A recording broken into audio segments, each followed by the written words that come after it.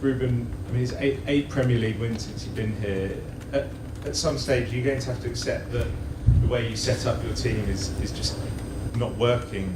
It's not creating enough wins, and people are finding it easy to play against you. Find it easy to play against, guys. You have I understand that, and I accept. So it's not a record that you should have in Manchester United. There are a lot of things that you have no idea what happened during these months, but I accept that. But I'm not going to change. When I want to change my philosophy, I will change. If not, you have to change the man. So, and we will talk about that every game that we lose. I don't believe in that in the system or whatever. I play my way, and I'm going to play my will until I want to change. How can we not talk about it every game, Robbo? He is refusing to change his principles here. We just heard the journalist there saying it's just the 8 wins in 31 Premier League games. It's the worst start to a season in 33 years, and yet he's not changing anything. Well, he's not going to change his system. I mean, the personnel he's tried to change on several occasions and he's mixed it up a little bit, but it's the same old poor football you're seeing from them. I think they have been slightly more constructive, and you can see a pattern of play occasionally in their play this season. But again, if you've got a system and the players don't suit it, and you get played around far too often, it means you've got to make big decisions as defenders, and they aren't making the right decisions enough. You've not got any patterns of play, real patterns of play, so players are linking up with each other. It just looks dysfunctional. It looks as though it's a team that aren't going to do much better this year than they did last year. And at some point, the manager's going to have to take the blame because they aren't good enough, and he's losing too many matches. And they had a fight against Man City for a little while, but as soon as they went 1-0 down, you knew that Man City were going to win. It's just not good enough, and he's going to have to go at some point. Oh, we keep talking about it. There's going to be big questions asked, surely, if they lose to Chelsea next week. Oh, absolutely. But how can you go out... Well, he must have been part of the recruitment, although they have people doing that now. We discussed this a little bit yesterday, Bruno Fernandes' positioning. Bruno Fernandes, I'm repeating yesterday's show here, actually, but for the conversation, Bruno Fernandes, when he plays for Portugal, plays further forward in the number 10 role with 2 midfielders behind him, the PSG boys, because he's not only one of Portugal's most creative players, but he's Manchester United's most creative player. He's the player that will score a great goal around the box. He's a player that will pick a pass. He's a player that will deliver a cross. I don't want him 50 yards from goal because he's having to play beside Ugarte or Casemiro because they didn't buy a couple of holding midfielders because they went out and bought Cunha and Mbemo. Forget Sesko. They bought Cunha and Mbemo. And so they've got 2 players there that Fernandes should be playing in one of those positions, but he's having to move back because they've bought these 2 and they've got nobody else here. How can you go out in the summer and buy Cunha and Mbemo before you buy 2 solid midfielders when you know your midfield is a massive problem? An absolutely huge problem. You've got Ugate's come in from PSG and he's been hopeless. You've got Casemiro, who's been one of the best in the business, but he can't do it anymore. And yet you go out and you buy attacking players.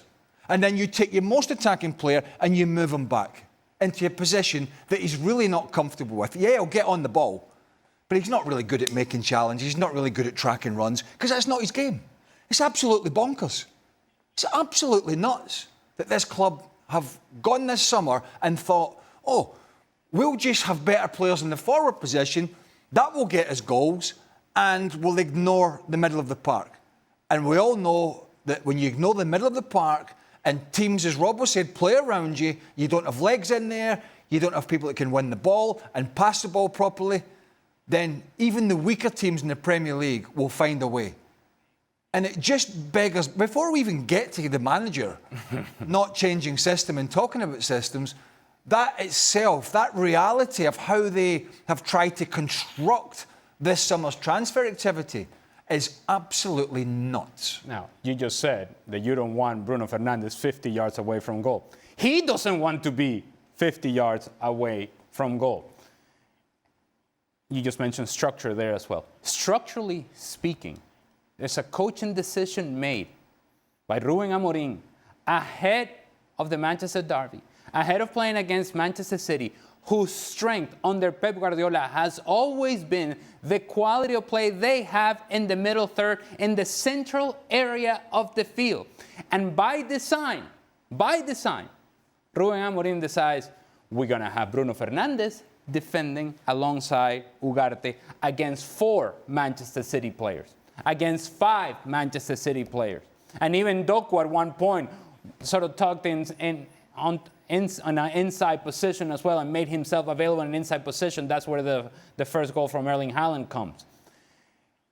You don't have the numbers. In your initial structure, in your initial game plan, you were already given an advantage to Manchester City. So never mind when they play against lesser opposition, which you just mentioned, they can get broken through all the time.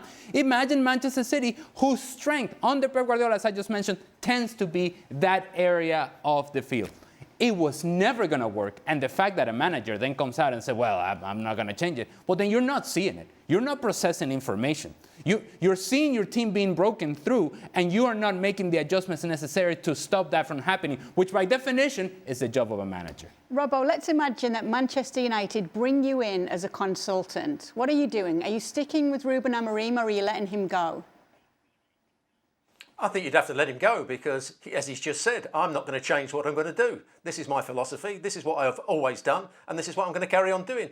If you're being unsuccessful, you can't carry on doing that. You know, as a coach, you have a philosophy, you have a style of play. And if after 5 or 6, 8, maybe 8 games from last year, you start to think, well, this isn't working for me. With these players, it's not working for me. I'm not getting the best out of this. It's not happening. So I'm going to have to change 1 or 2 things to try and get to win football games. You can't just say my philosophy is eventually going to win games, because at the moment it's not. So you'd have to go in and say, right, they need a new manager because this one isn't going to be successful. He won't change because he got himself down that rabbit hole very early on where if he ever was to change, the journalists would all run into the room and go, you said you'd never change. And so he's gone down that hole and he just continues to go down further, that I'm not going to change. But I thought it was quite arrogant that when he was asked about it being easy for his teams to be, for teams to play against his Man United side, and it was too easy to get at them. And he kind of laughed and said, well, you don't know what's going on behind the scenes. United fans don't care what's going on behind the scenes. What's gone on has gone on. That's kind of recent history. What they want to see is what he can do about it with what he's got. They have better players than last year. I talked about the midfield, right, and that being a problem. And it is. But they still have better players in the forward positions. So technically, they should still be a better side, even if there's still issues in the middle of the park and they're getting outplayed in there. They still have some better numbers around. But Rob said slightly. It has been slightly better on the ball. But I mean, we're really, micromanaging this situation here. So I think he's got the Chelsea game. Obviously, if that's a narrow defeat or a draw, hell, they might win it. I don't know. Unlikely. But I think he's got that and one more. I think if there's Brentford and Sunderland before the break. I think if there's 2 defeats, if you lose to Chelsea, I think he may get away from that unless it's a drubbing.